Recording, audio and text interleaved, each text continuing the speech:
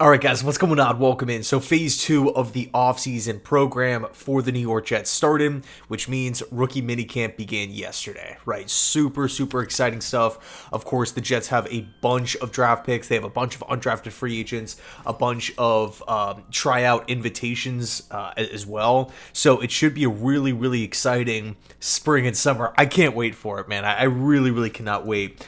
But of course, with yesterday, kicking it off, we had a bunch of things to go over. And I think first things first, let's talk about the numbers, right? The rookie numbers, I'm sure you've seen them by now. But man, these jerseys are so cool looking. I really, really love just the simplicity of these jerseys, right? There's no crazy angles and points and lettering and all these different things. It's just old school. I love the old school vintage look. And I got to be honest with you, that 0 for Braylon Allen looks sweet. It looks really, really cool.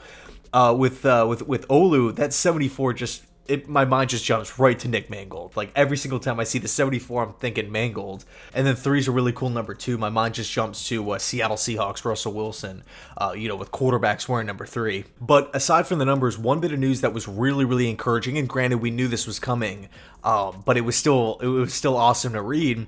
It's the fact that Aaron Rodgers should be good to go, right? All hands off, should be really limitless in practice by phase 3.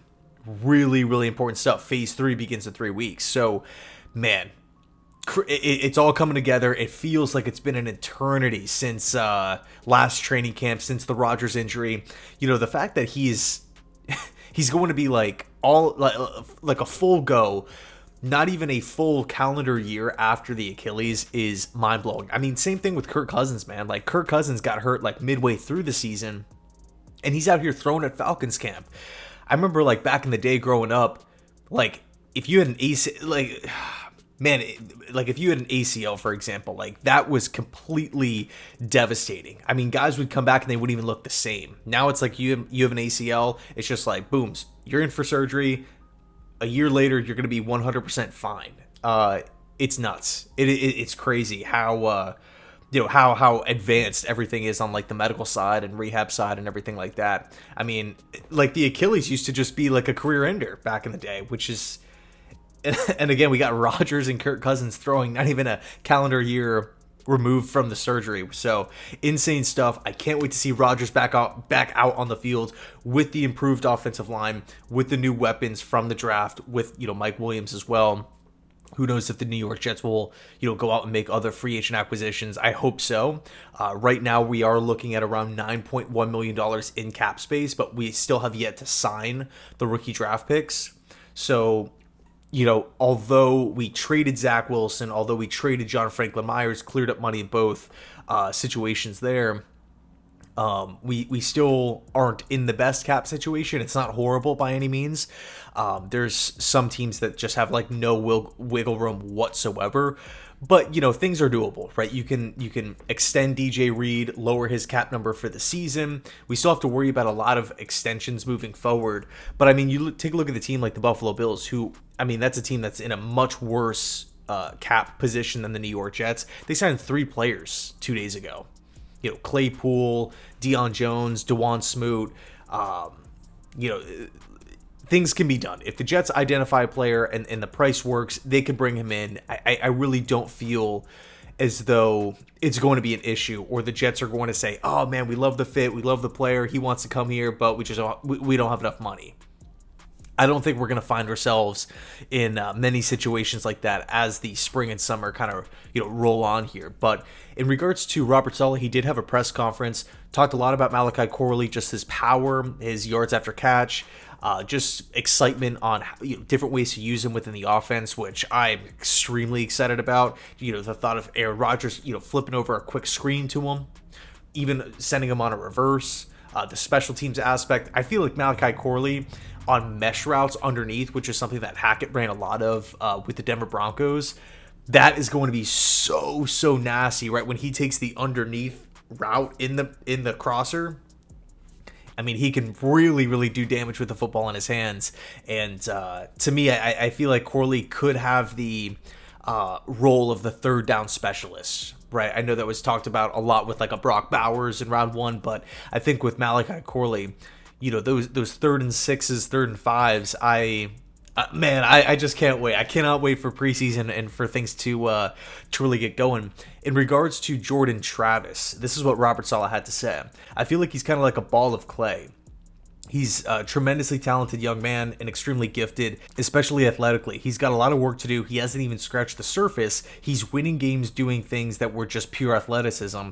And if we can tie the football part to it, I think we got ourselves a damn good player. Now, personally, I do agree with Saleh in regards to Travis being athletic, definitely a dual threat, definitely a QB that has hurt defenses on the ground. But I don't want to... I mean, that comment there, right? And if we can tie the football part to it, I think we got ourselves a damn good player. Let's not discount the fact that Jordan Travis was dominating at one of the best college programs in the country at Florida State.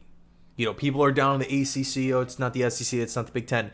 It's, look at what he's done throughout the course of his college career with the adversity. We can even just the passing numbers alone. Let's not just call him an athlete, but man, I'm really, really excited about Jordan Travis. Whether we walked away with Michael Pratt, Jordan Travis, whoever, Keaton Slovis, Spencer Rattler, any young developmental quarterback is walking into such a good infrastructure with the New York Jets, right? With Rodgers and Tyrod being there, the 2-bridge gap between playing his rookie season, with the amount of knowledge that these guys have to kind of pour into them, with the amount of weapons and upgrades on the offensive line. I think Travis is in such a good position to learn, be a sponge, grow physically, grow mentally, and really just kind of master the quarterback position, being mentored by 2 longtime vets, and in one case, Aaron Rodgers, a Hall of Famer. Now, when the offensive line came up, Saleh talked about splitting snaps up between all the younger guys and kind of managing Tyron Smith and Morgan Moses really throughout the process, just because of the age and the injury concerns and whatnot. But he did say it benefits all of them. Olu, Carter Warren, Max Mitchell, he said of more reps for the younger linemen. When we do manage Tyron, and we're going to do our best for Morgan too, those guys are going to get a lot of reps at both tackle spots. See, that I'm just so against at this point in time. I don't have factual data to back this up or anything like that, but I just don't like moving guys' positions on the offensive line like this. If the plan is to play Olu Fashanu at right tackle for this season, then play him at right tackle. But if the plan is to play him at left tackle, play him at left tackle. I get it, right? If an offensive lineman is versatile, if they could play on both sides of the football, that it's just an extra feather in their cap, and it gives the Jets more breathing room with less players that they might have to carry on the game day roster. But man, I want these players to stick at one position. Not every single one. I think a guy like Connor McGovern, if he were to come back on a cheap 1-year deal, he can play guard, he can play center. That's totally agreeable. Like I understand that. Or if you want to take one of the backup offensive tackles, say Carter Warren, because supposedly the Jets really, really like Carter's ability at both tackle positions. If they want to take him and split up the snaps 50-50 or however they want to do it, okay, that's fine, right? When you have Olu as the primary backup left tackle and then Max Mitchell as the primary backup right tackle, okay, it makes more sense. But I'm not just taking Olu and I'm putting him on the right side, and then 2 days later I'm putting him back on the left, and then a week later I'm putting him back on the right. I'm not doing that. For me, the potential cons outweigh the pros, which is just the positional versatility. I just don't want New York to do this with Olu Fashanu. And the other players too, but at least with Max Mitchell, AVT, Carter Warren, they've all been here, so they've kind of experienced that. But with these new guys coming in, I don't want to do that. I'm so against it. I was talking to Tyson from Let's Talk Jets Radio about this a couple days ago, and he made an excellent point. He said, are the Jets doing this with any other position? Is Sauce lining up 50% of the time at his normal position, and then 40% of the time he's practicing in the slot, and then the other 10% of the time he's following the number 1 wide receiver? Is Michael Carter bouncing out to the outside and following the number one, and him and DJ Reed are switching places? Are we taking Will McDonald and lining him up at, on the inside as a, interior D lineman? Are we doing that? Are we taking Quinn Williams and putting him at like wide 9? No, I haven't heard of any of that stuff happening. It just seems like positional versatility with the offensive line is like held number one within this Jets organization, and they're going to continue to do it, right? We're going to continue to move guys' positions around. I mean, what's kind of a bit confusing to me was Saleh actually referenced AVT, him moving around the offensive line constantly, whether it's in practice or actually week to week in the regular season, because he's played literally left tackle, left guard, right tackle. And he did talk about, I mean, we've all heard this, that they want to find a primary position for Vera Tucker, and that they believe that potentially the movement all across the offensive line, constantly playing different positions, has contributed to some of the injuries. But I understand, awesome with Vera Tucker, but let's take that same logic and spread that throughout the rest of the offensive line, right? I don't want anybody getting hurt. And, look, I completely understand the pushback, right? Because if you have a primary backup left tackle who does not feel comfortable on the right side, that means you need to go out and get somebody who feels comfortable on the right side. So, you're adding roster spots to the 53, where you could potentially open it up if you have a swing tackle. But, man, it just doesn't really feel like the Jets are ever going to come down off this hill. And it seems like, overall, they do value positional versatility throughout the team, right? Linebacker, safety, those types of players, like those tweeners. But, we'll see how it plays out. I'm just not a fan of it. Not a fan of it at all. I just want Olu to stick at left tackle where he's played really, really well. That's his best position. He has a massively high ceiling. Let's keep him there. So important of a position. So that's going to do it for me. Let me know your thoughts down below in the comment section. The last thing I want to end off on is the undrafted free agents, right? I am totally excited about this group. There's some guys that...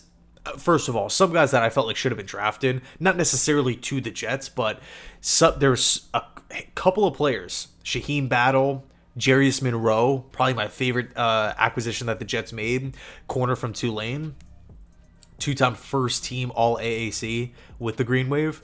Really excited about his ceiling. I felt like he was going to be a 6th-round pick. I see the Jets scoop him up in the undrafted free agent market. I was really excited. But yeah, Battle, Monroe. I know everybody's talking about Leonard Taylor because he's another guy that should have been drafted. Braylon McGregor from Michigan. There's a lot of players here that I feel like, gosh, unfortunately, we don't have every roster spot in the world to kind of give these, to hand out openings to. But this is going to be in my opinion, one of the better training camps that the Jets have had. I am just so ready for it. So, again, thanks so much for watching, and as always, go Jets.